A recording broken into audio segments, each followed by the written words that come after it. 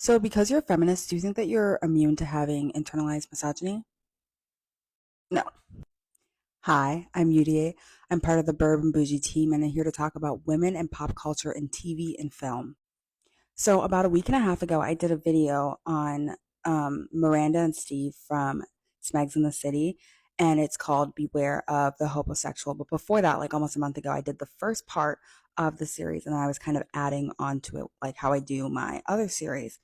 And somebody left a comment that, honest to God, I think they were trolling, but it did make me think a little bit. And it wasn't just a comment; actually, it was like a thread of comment about how I shouldn't use certain terms. So, like, they didn't want me to use the words masculine and feminine, especially like using those terms in reference to women, because one, it's sexist, and one, it's perpetuating misogynistic beliefs.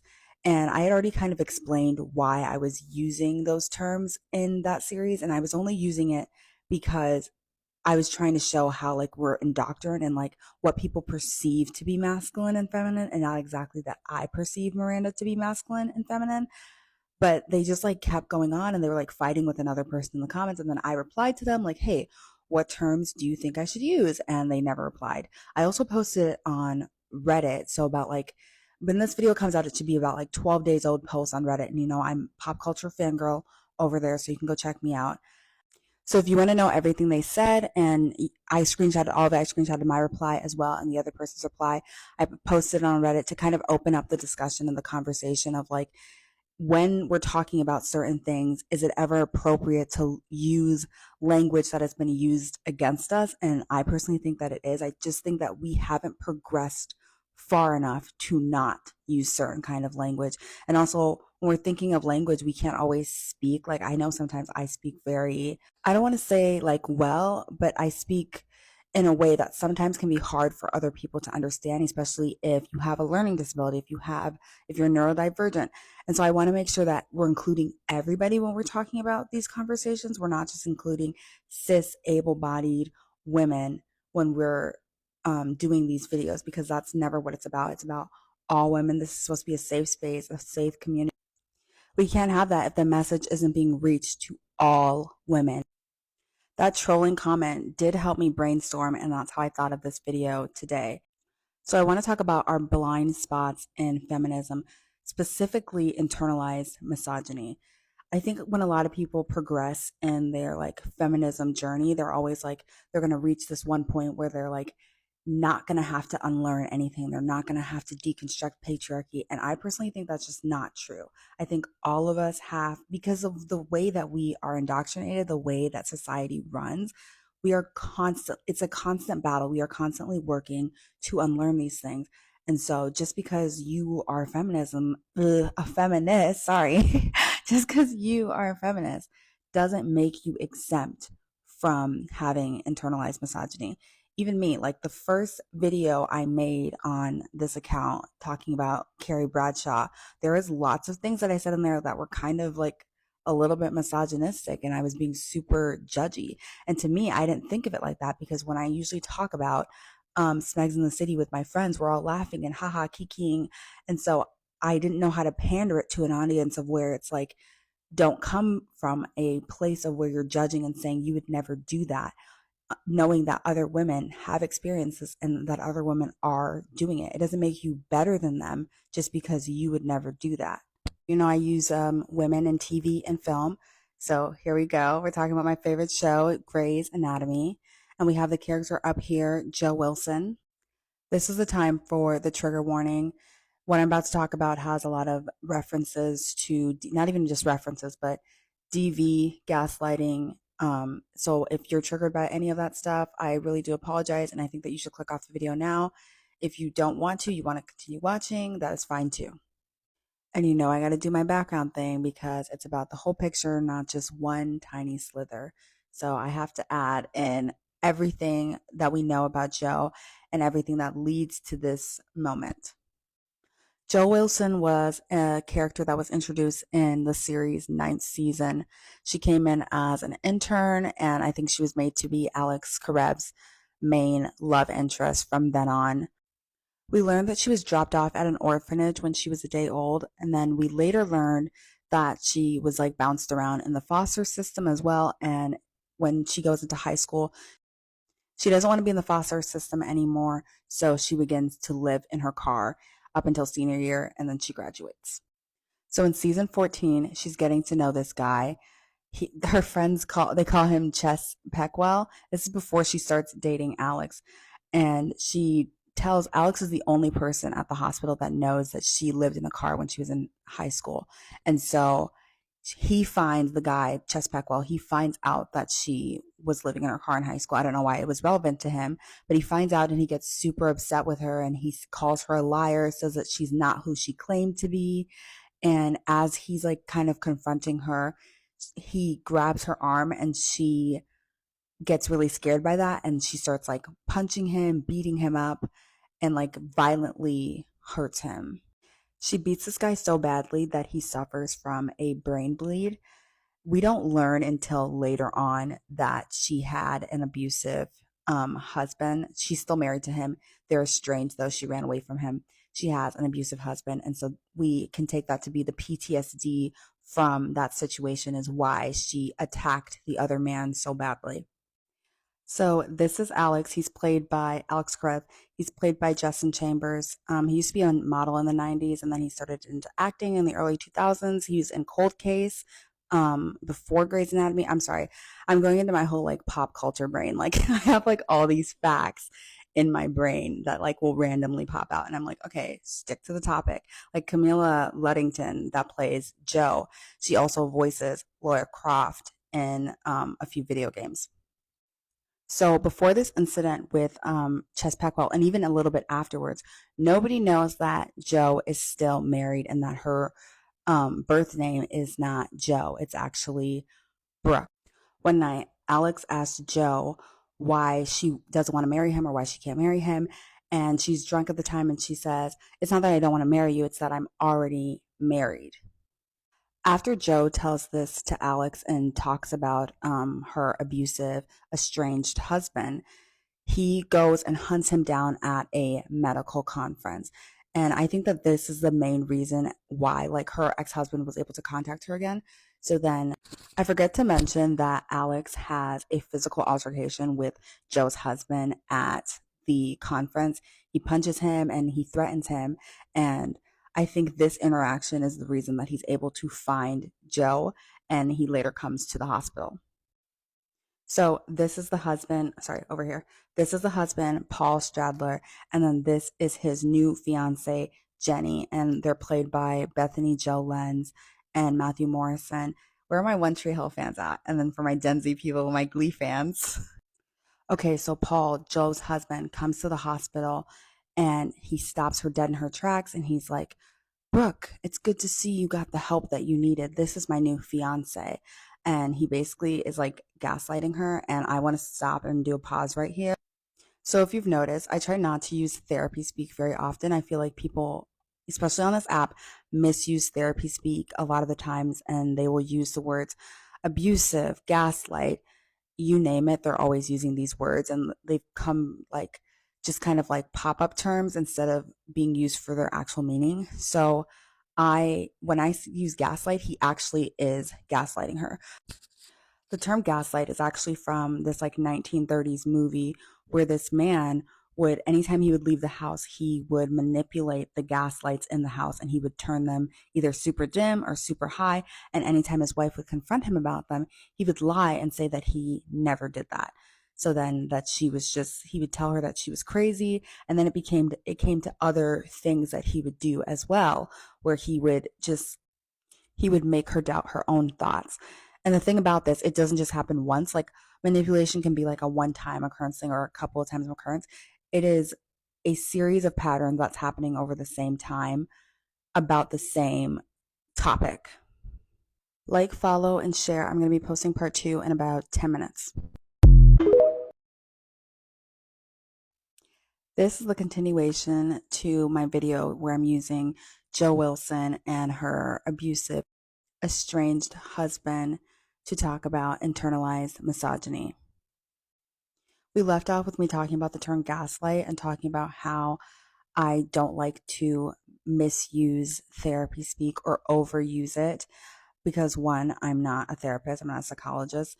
I am not licensed to be, um, not saying that I can't use the words, but I'm not licensed to be diagnosing people. That's why even on YouTube, when people are in the comments calling Mr. Big from Smegs in the City a narcissist, I try not to do that because, I don't have the qualifications to even be diagnosing him as a narcissist. Okay, so back to this. So Joe's husband and his new fiance confront her at work because they basically want her to sign divorce papers. Everyone is gushing and gawking over him because apparently he's a world class surgeon. And in Grey's Anatomy, everybody is a world class surgeon. Arizona is fangirling, Dr. Weber's fangirling, and then they're having like an outage in the hospital. So he offers his help, and Joe later tells Dr. Weber, like, you shouldn't trust him. He lies. He lies about everything. He's a liar. She's kind of having, and I use this term mental breakdown, not in a way to shame her because it is a totally valid response to see your abuser, especially after you've run away from them, to see them for after you haven't seen them for years, and he comes to your work and he's like telling people lies about you. So after he asks Dr. Weber if he can help out, he's directed to Meredith's OR. And from the moment he gets in there, Meredith just is super distrusting of him. She's like, something's off about this guy. She doesn't know the full story between him and Joe. And I think he understands that, and he starts telling more lies about her. And her birth name is Brooke. So he's like, Brooke is really calculated and is just calling her names and trying to twist the narrative to fit him. So after they finish the surgery, they finally sign and I mean Meredith and Paul finally finish their surgery. He comes downstairs and they finally sign the divorce papers. After the papers are signed, he grabs his fiance and tries to leave. Joe realizes that she needs to help another woman in need. So she facilitates this plan of where she gets Dr. Robbins, Arizona, she gets her to go downstairs and basically like sweet talk him to get him into another room while she tries to talk to the fiance and warn her. And I should have prefaced this earlier, but the internalized misogyny part is not coming from Joe. It's coming from the new fiance. So as Joe is trying to warn her, obviously she's about to get up. Jenny says, he told me you were crazy, but I just thought that's what people said about their exes. Clearly, he was right. So in the scene, you can clearly see she's pulling her to sit back down, and she's like, you don't have to like me, you don't even have to respect me, but please just listen to me. And she tells her about everything that went on in the relationship and the abuse she faced at his hands. Then she gives Jenny, the fiance, her phone number, and she's like, you can call me day and night. I will get you out of this. After that conversation with Joe, Jenny and Paul leave the hospital. But then, I guess on the way out, Jenny tells Paul everything. They come back to the hospital to threaten Joe just a little bit. And I think this is the scene where she kind of is realizing, like, you know what, he is a bad person. Like, this is the language that he's using towards her. This is the language he uses towards me all the time. So now she's kind of understanding where Joe was coming from. I meant to add this. There's a much more nuanced reason as well to why Jenny is being abused in sort of a different way than Joe is because Paul is using her internalized misogyny against her. He's using that to make her feel like she's smarter than Joe, that she's better than Joe. So of course she can't be abused the same way as Joe if she's better than her. So I didn't really break down Joe and Jenny's conversation and tell you exactly the internalized misogyny that's placed in there, but obviously I'm going to. So, one, thinking poorly of another woman because a man tells you so. Two, thinking you're better than another woman. You're not. We're all equal. And I hate to tell you this, but you are like other girls. You are. And let me tell you the secret. This Jenny character is being abused by Paul. It first started as verbal abuse and then like isolation of the family. I will get into it. She says it later on when she's talking to Joe. If they can treat another woman poorly, they will, and I'm using the word will, not can, they will treat you poorly as well. You are expendable to men who view women in the eyes of patriarchy. So at the beginning of the next episode, Paul is hit by a car. It's a hit and run. And because Joe's card, from what he like took from Jenny, is still in his pocket, she was called first. But also, they had just signed divorce papers a day ago, so they're still legally married. So as Alex and Joe come into the hospital, they see Jenny, and then Jenny later comes up to Joe and she's like, "Thank you so much. I didn't tell the police anything." And Joe is confused because she's like, "I didn't hit him." So they go into a separate room to have a conversation, and Jenny apologizes and says, "I really thought I was better than you. I believed everything he told me about you." She says this line where she's like, "God, I'm smart. I'm a scientist. I'm a feminist." All these things do not make you immune to abuse. Like, the abuse happening to you is not your fault, but just because you're a feminist, just because you're a scientist, you know to look for the signs, doesn't always mean that you don't see them right away. That's why when Burb's doing these Reddit stories and she's talking about like looking for women's baseline, sometimes it's not even your baseline. Sometimes these people will hunt out women they feel like are powerful, strong, and independent, and they want to knock them down a peg. So, they'll start off super friendly and nice, and they'll make you laugh and take you to nice dinners. And then finally, when you're married or you're engaged, then their walls will start cracking down a little bit, and they'll do things to you that they were not doing before in the relationship. But now that they feel like they've gotten you under their grasp or their spell, that they can abuse you. So Jenny's still talking to Joe in this room, and she talks about the cycle of abuse, how it happened to her, how first it was just he didn't like her talking to certain coworkers, and then it became friends, and then it became family, and then all of a sudden it was just him and her, and that she didn't have anybody besides him. And then he started, of course, hitting her. And before that, he was verbally abusing her and manipulating her. And even the way that she talks about the situation, I wish I could show the clip, but on YouTube, we don't want to get copyrighted. But even the way she's talking about the situation just reeks of misogyny. Her and Joe are both beautiful, smart women, autonomous beings. And the whole time she's like, "I'm smart. I'm this. I know better. When he started hitting me, I believed that it was my fault. How could I believe it?" And she's talking to Joe at the same time, kind of taking away the fact that Joe as well was abused by this man, and that she not fell for the abuse, but she was trapped as well once upon a time. And I think it just goes to a testament to say like how much, once again, we are indoctrinated to cater to these people and to believe their lies sometimes. That is all for now on internalized misogyny. Let me know what you guys thought about this video, and if I should do, I am going to do more of it, but just kind of give me feedback, if you liked it, what you didn't like maybe. I have so many things planned that I want to do. I just kind of wanted to give you guys a break from Smegs in the City and kind of branch onto the other things that I've been really craving to do. I want to do a series called Rom-Coms That Tricked Us. I want to do a nice guy series, a bunch of other stuff. Of course, I'm going to finish the Carrie Bradshaw and Beware of the Hobosexual. I'm going to finish those as well, but I'm going to be sprinkling little things, especially like to come fall. It'll kind of be a mixture and a variety of things that I do.